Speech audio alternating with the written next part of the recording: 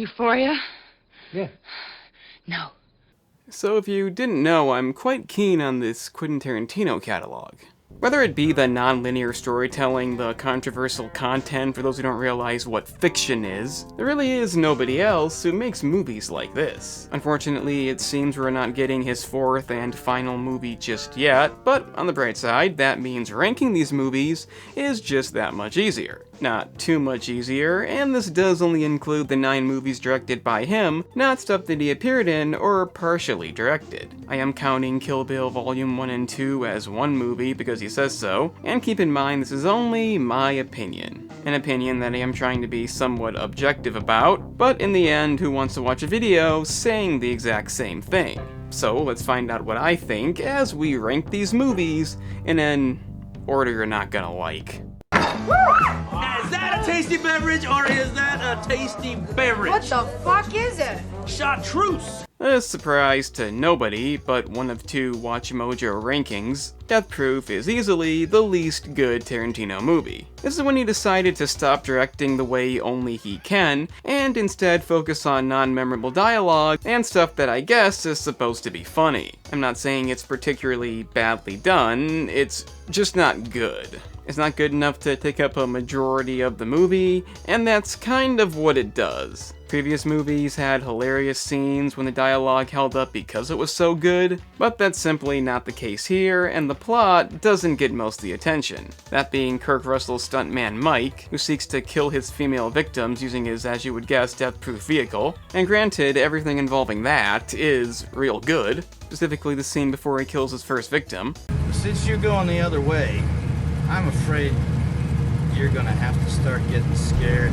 And of course, the 4-in-1 kill, with all the different angles, all the unique ways to die. That's obviously good stuff, but it takes over 30 minutes to get to that point. The rest is just nonsense. And as far as the Grindhouse double feature is concerned, Rodriguez had the far better movie. Luckily, it does go out on a good note, including the Vanishing Point Challenger in the final chase was genius, and even though it is fun seeing Mike get his comeuppance, it isn't good enough to save the movie. I could literally call this bad. I found myself skipping through scenes while rewatching it, and the gap between this and the next spot isn't even close. Some people do like this, but I don't know what there is to like. It's the one bad spot of Tarantino's catalog, and the movie I wish he didn't make.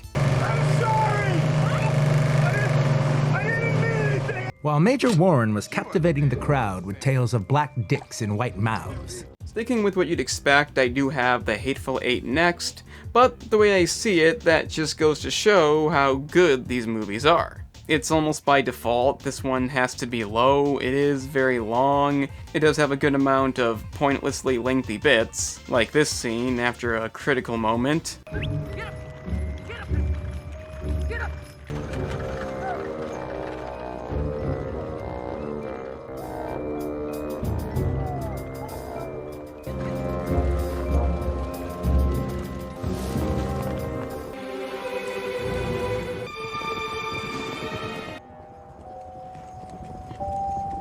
And watching them nail the door shut every time it's used, while they yell about how to do it, along with making a path to the outhouse. Don't know why these scenes are needed, but as you may notice with scenes like this, sucked on that warm black dingus for long as he could. What's good is really good. I thoroughly enjoy watching Samuel L. Jackson gloat about what he did to the Confederate son. The scene when he exposes Bob is real damn funny, and these are essentially the shocking moments you'd expect from a Tarantino movie. Even Death Proof had stuff like that, and given these scenes are so good, it's astounding that this could be his second least good. There is the obvious complaint that since everybody is hateful, you don't want anybody to win, but that's kind of the idea. All that means is the more mayhem, the more fun the movie is. It does make the ending a bit less rewarding, but let's face it, some people in this are more hateful than others. It's clearly not the greatest thing he's ever made, some of it should have been cut, but it's still good. It's beyond entertaining, and probably anybody else's best work. Respectfully, Abraham Lincoln. Yeah, but you can't get new stuff on records. I don't get new stuff that often. I've heard people say that Jackie Brown is Tarantino's best movie. And that's bullshit. Like the last pick, it's basically where it is for automatic reasons. It lacks some of the elements that the other movies have, but for his third film and only non-linear work, coming out the success of Pulp Fiction, going in this direction is kind of commendable. It's another movie that benefits from a lot of great early moments. The bit when Samuel L. Jackson executes his friend really sells that character, and it may be one of his most intimidating roles in any of these movies. Oddly enough, he is one of the only returning actors in this. Most of the cast did not come back for any of his other films, but they definitely do a fantastic job here. Pam Grier as the title character has this always-in-control vibe, and despite not being original, it has a plot that continuously keeps you guessing, and still has the iconic feel of any Tarantino film. Shocking moments are definitely still a thing, but if you're wondering, I'm not putting this low just because it's still lacking in some regards. The ending isn't as impactful as it could have been, kinda feels like they're trying to be too real. Robert De Niro plays a relatively dull role in this, and like I said, there's just other movies that this is simply not gonna beat. If you haven't seen it or just simply haven't heard of it, it is worth seeing. Can't say it's one of his very best, but if you're a fan, it's definitely worth the watch. Ain't nothing wrong with that. But in the pages of history, every once in a while, fate reaches out and extends its hand. Okay, so obviously a lot of people really like this movie. Some even call it the best Quentin Tarantino movie. And I really don't know why it's here. Is this a joke? I can't say why I put less popular movies above it. So much about this is fantastic. The alternative history plot, Brad Pitt's amazing lead, and Christoph Waltz, who as always steals any scene he's in. And 999.999 times out of a million, you would be correct. The intro here is perfect, plenty of those aforementioned shocking scenes. So why is it that I insist on putting it this low? All I can really say is it doesn't do enough for me.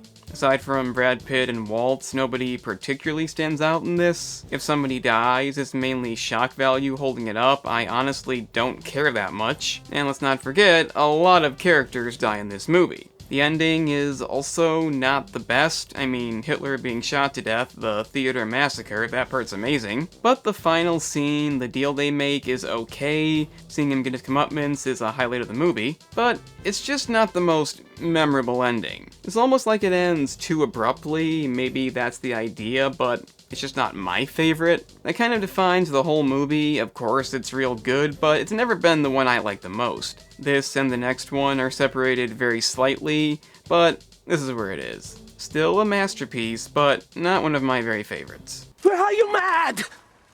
What have you done? All right, this cigarette tastes like fucking shit. And by the way, who chose this photo, all right? I have a double chin, all right? And the pissing off of everything human will continue as you see what I have the gall to put above it. I really enjoy Tarantino's most recent movie. It's kind of like a back-to-basics concept with no real plot, starring Leonardo DiCaprio as a famous somewhat has-been actor, and Brad Pitt again as a stunt double. It focuses a lot on that concept and the events involving Charles Manson. There's a real fun dynamic between DiCaprio and Brad Pitt. It's kind of what I think of when it comes to this movie, and unlike the previous pick, the ending, that also involves some real figures, is, well, let's just say, beyond satisfying.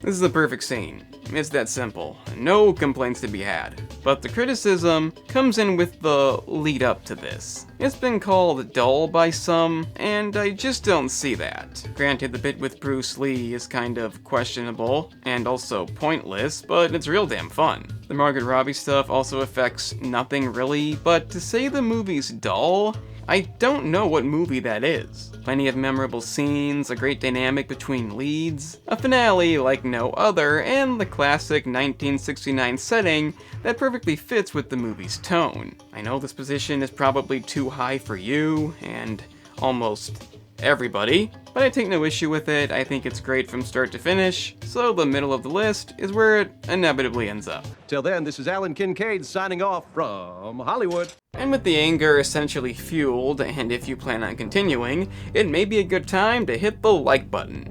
I mean, if you do plan on continuing, it'd be a waste of time otherwise, and subscribing is an option too. I've killed a hell of a lot of people to get to this point. But I have only one more. The last one.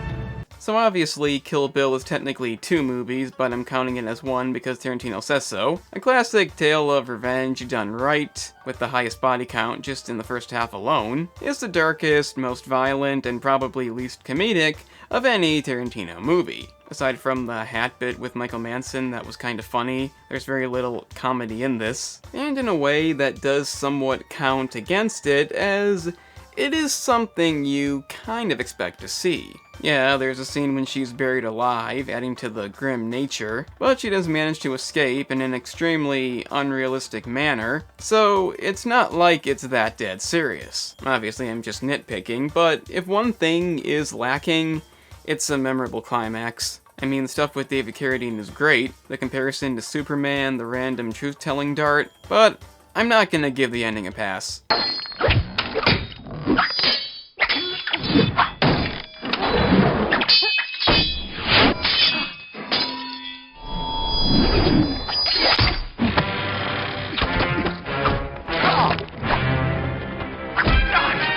For a movie built around combat, that is just not acceptable. And if you don't know, there was a deleted scene that would have actually showed us Bill doing something combat related. Also, I do kind of wish the reveal of her daughter being alive was saved till the end of the second movie, opposed to the end of the first movie for some reason, but as you can tell, I'm really just trying to justify this not being any higher than it is. You have the classic right-to-the-point intro, the Crazy 88 fight is beyond iconic, one of his most notable scenes, and even though I do have some issues with the end, the payoff is still definitely worth it, especially because you never actually see Bill in the first movie. And as far as revenge tales go, this is one of the best ones out there. It's kind of like how The Last of Us Part 2 isn't, and 4th place on this list is not bad. It may have a few flaws, but I think it's a fair spot.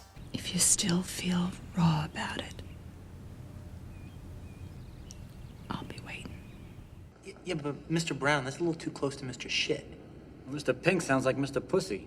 How about if I'm Mr. Purple? I highly doubt the debut is commonly put this high, but to me, it's just classic stuff. I promise I'm not just putting it here because it came first, a lot of thought went into this, and the entertainment value of this movie justifies being in 3rd place. The opening bit specifically, Steve Buscemi's rant about tips is just pure perfection. I stated in my Things You Didn't Know video, Tarantino considered playing the role himself, and it's probably a good thing that didn't happen. Steve Buscemi is easily one of the best things about this movie.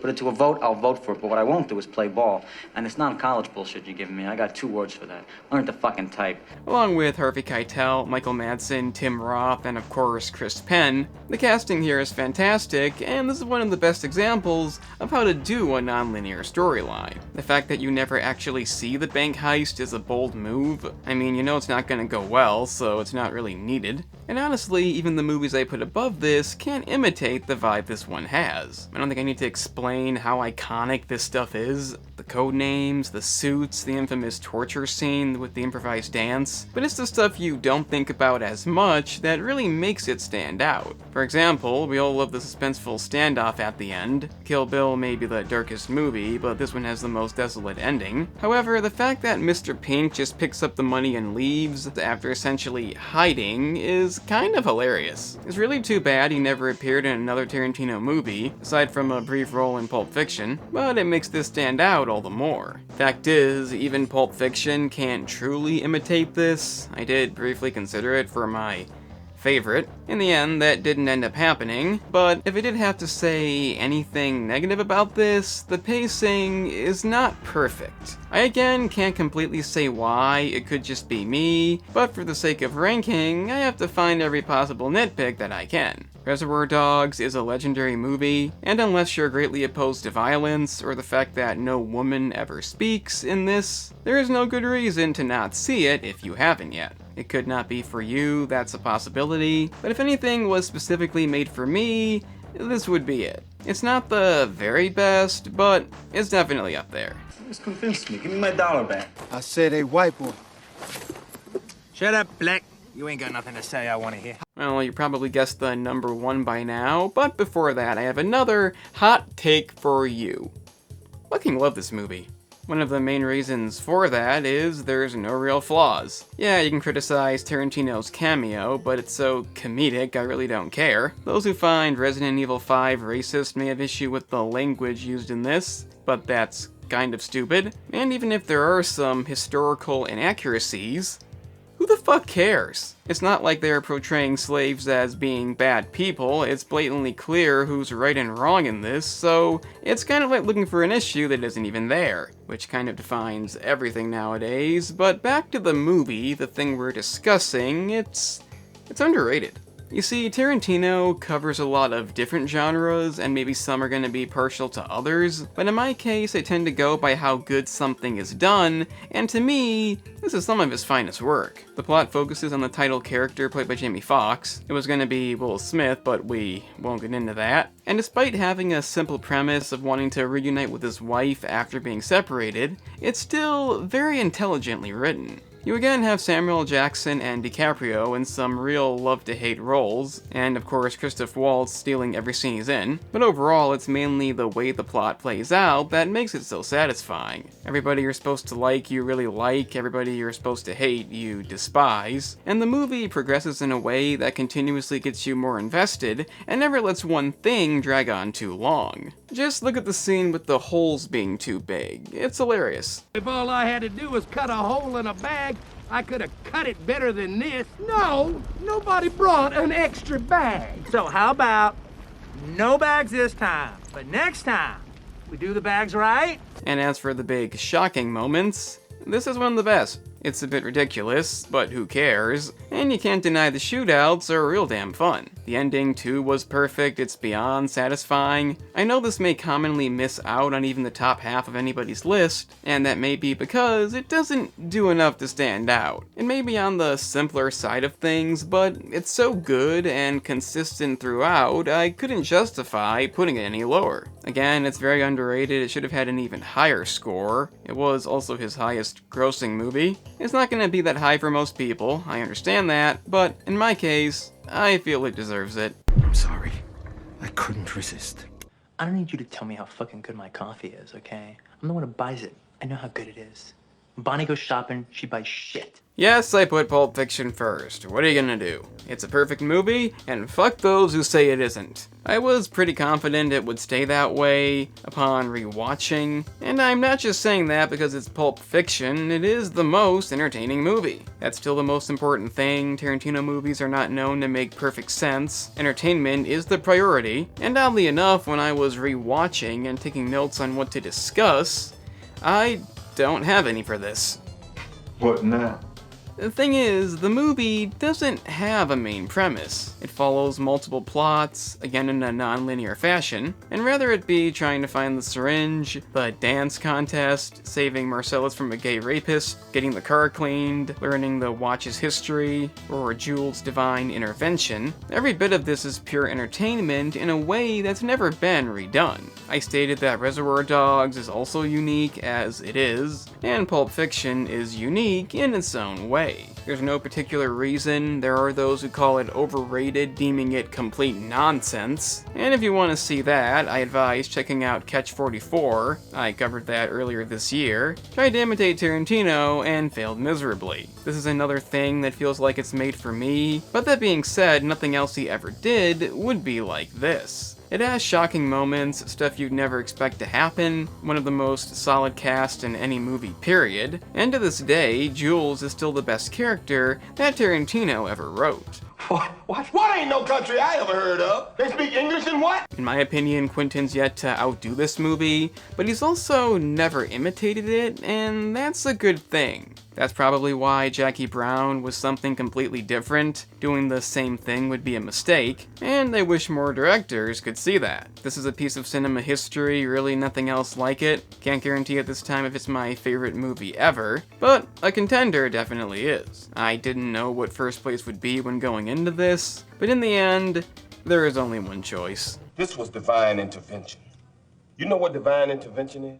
So that was all 9 Tarantino movies ranked. Hopefully we'll get the 10th one soon. And for those who don't agree, because very few people will agree with this, let me know how I fucked up down below, and if it's not that bad, consider hitting the like button and subscribing, because in the end, it's just an opinion.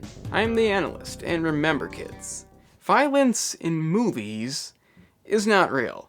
I mean, Michael Madsen didn't even like violence, so there you go. So, you've made it to the end. That's an impressive feat indeed. Since you managed that, I guess check out the gaming channel, in which I cover a variety of gaming topics, like analysis videos, such as this one. If you're into that, then press the link in the description. It's that simple.